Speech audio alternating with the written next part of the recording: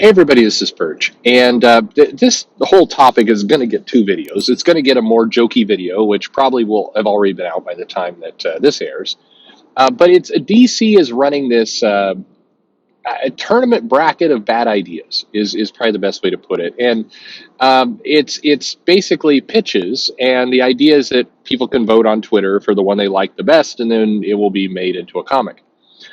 And I think the voting's probably up on Facebook too. I mean, God, it's virus is probably everywhere. Um, and the individual titles, there's a lot to kind of scratch your head over. Um, but we'll put that aside for the moment. I keep waiting for like DC to do the heel turn on some of the creators that supplied these pitches, and like, but like, who's behind this? All right, who's behind some of these? Because if they get too much bad press, it's like it's Grant Morrison's idea. He was the Justice League QAnon. That was him. That was that was what he was doing. Oh my God! Just saying that word, probably I'm now going to be thrown out of all the YouTube algorithms. Damn it! Foiled again. No, but the other half, the more serious half to talk about with all this is a bad idea. Now, what's a bad idea about it? Running an open poll to determine the next comic that gets made. And here's where, in the past, there's been this phrase that comes up like the customer is king, and you always do what the customer wants, and the customer. You listen to the customer, whatever the customer says goes. These kinds of statements. And I've always said, yeah, in some cases, I mean, there's truth to that, but not 100% truth. And that's where arguments usually said. It's like, what do you mean you shouldn't listen to the customer? And people like they want to go there. But I think this DC poll, this dumb pick your own comic idea, it is the perfect example of why the customer is king is too extreme a statement. Because the reality is this: first of all, the customer has the money. So if you are putting out a product, if you're DC or you're selling the product, you're a retailer, you should do your best to give the customer what they want. Customers coming in with cash, you should try and figure out what it is they like. You should then line up the product with their interest, and off they go.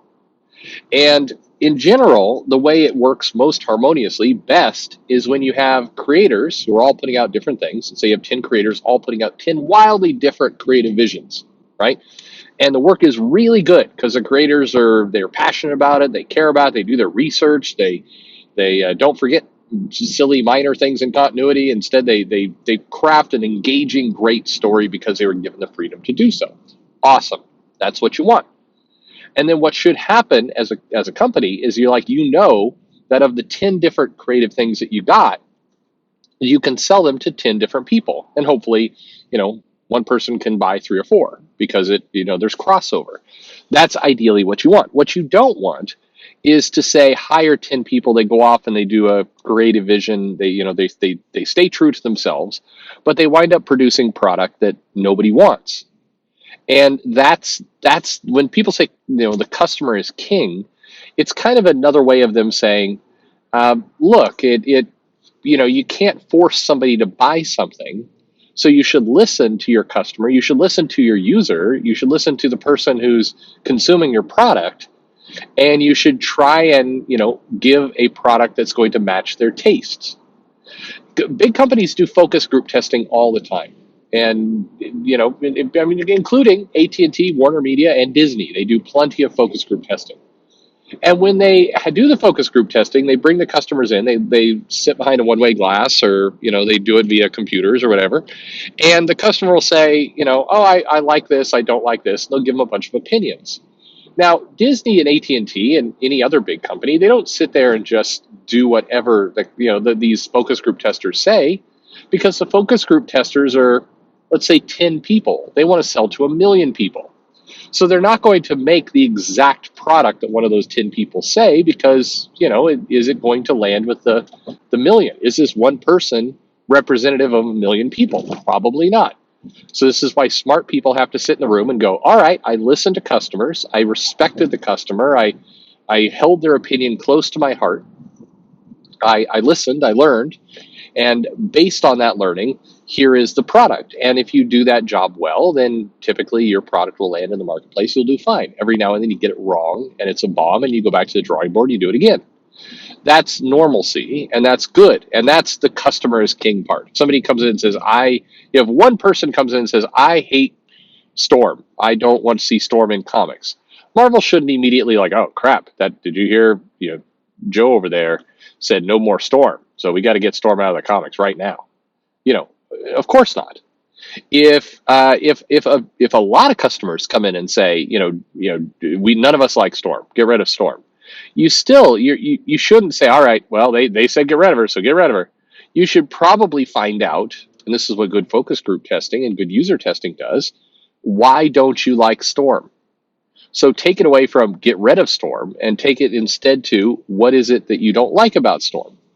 And if the answer is, well, we don't like the way Storm keeps, having powers and losing powers and getting her powers back and losing them again, we hate that. Like, just keep the powers. You're like, okay. So your solution should not be get rid of Storm. Your solution should be stop screwing around with her powers. Just let her keep it. Maybe people will say, I'm tired of her being a backup and we want her to be the leader again. We like that era, and okay. We want to put Storm in more of a leadership position. These are all the things you learn. This is what good testing is. That's content. Customer is king. Their opinion should be highly respected. It should be listened to. It should be digested. It should be absorbed. It should not be followed 100%, because customers can give you bad data and you can make terrible decisions, which brings us to this, pick the pitch that will win bracket that is going on right now. That's a bad decision. Now, why is it a bad decision? A lot of ways. First off, this isn't how you make comics. This is a good way to send a message to the market that you don't really have faith or confidence in any of these comics, because whether you mean it or not, and I'm sure the people doing this weren't thinking this way, but this is how customers will absorb it. We didn't have confidence in, here are 10 comics that we didn't think were good enough to just do. So of the 10 comics, we want you, the customer, to pick the least crappy one, and we'll do it, and then you'll support it because you picked it after all. That's how people are going to view this, whether you believe it or not. That's how it's going to be viewed. It's not like you threw up hey, we want to do all 10 of these comics, and we want you to know which one we should put Jim Lee on. Which one's the best that you would like to see? That's a positive way. An elimination bracket of here's 10 ideas and 9 of them are going to die is sending the message that really all 10 were crappy. And, we're hoping that this fan engagement business is going to, get some people interested in this concept. That's selling from negative versus selling from positive. And again, it fits into that, why did I do this whole customer is king? It's because you don't just roll ideas out and basically take your responsibility. Your responsibility is to create the comic, not the customers. The customer's responsibility is to kind of, buy it if they want or not, to give you feedback if you asked for it, and to, be honest with kind of what they like, what they don't like. That's what the customer will give you. You can't outsource the comic creation to your customers in this way and expect anything good to come out of it. Your customers will give you crazy ideas. And on top of that, you have chosen to run this tournament bracket not in the comics, not in the comic shops. You're running it on Twitter, which is at best 5% of your market.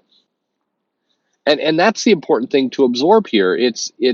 You're gonna run this PR stunt, this campaign for a comic. You're gonna run it with 5% of your biting audience making decisions for the other 95%. Strong likelihood they reject it. I mean, very strong likelihood they reject it. It's almost impossible to think they won't. And so, what are you going to be left with at the end? It's just a very strange fan engagement way. Again, there's a lot of ways you could turn this around, but this is not how you accomplish the customer is king. This is how you accomplish we don't. Unfortunately, there's all downside. It sends all the wrong messages from a marketing standpoint. It sends a message of we don't have any ideas, so maybe you could give us some. It sends a message of we don't have faith in these comics. It feels jokey because you have a couple. Unfortunately, the worst idea of the list winds up setting the tone for the other nine because that's just again how people group and think. This is customer behavior. I admire DC trying to engage their customers. That's good. I appreciate fan engagement. I appreciate marketing. I appreciate all this kind of like, hey, let's get in touch with our community.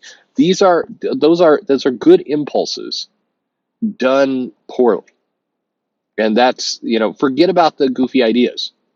It's a bad idea before you even get to Justice League Queer or or the Ambush Bug book or it's a bad idea before you get to any of those things because there's no way this plays off well.